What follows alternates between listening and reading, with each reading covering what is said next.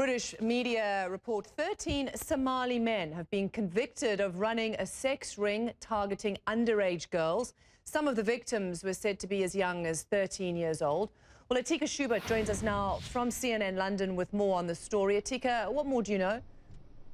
Yeah, this is a very sad case. 13 men in Bristol, all of Somali origin, have now been found guilty of a systematic sexual abuse targeting young, vulnerable girls. Some of them are as young as 13 years old.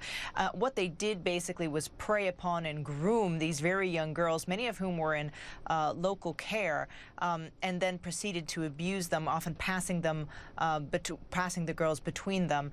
In one case, a 13-year-old girl was raped 3 times in one night. In another case, a 16-year-old victim was basically had her home taken over by these men. She was living on her own in a flat, and they took it over and forced her into prostitution.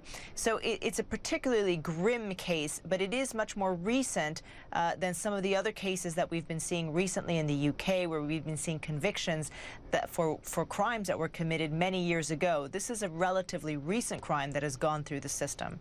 And as you say, this is not the first time we're hearing reports of these so-called grooming gangs. It seems to be not common, but at least far more pervasive than I think many people would like.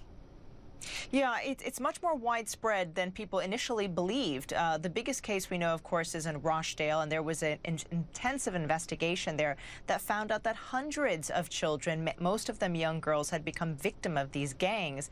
And one of the, I think, the hardest parts for the society here to digest, really, is that a lot of these gangs are composed of Asian men. This is the first time we've seen a Somali gang, but there's been a lot of outcry about the ethnicity of some of these gangs. But the fact is, what has been happening is not just the ethnicity of the men committing these crimes, but the fact that these very young girls simply weren't believed. They went to police with their problems, and they weren't believed at all. They were just told that they were having problems with their boyfriend, and so it went undetected for a long time. And it's only now that we're seeing these grooming gangs really being brought to justice.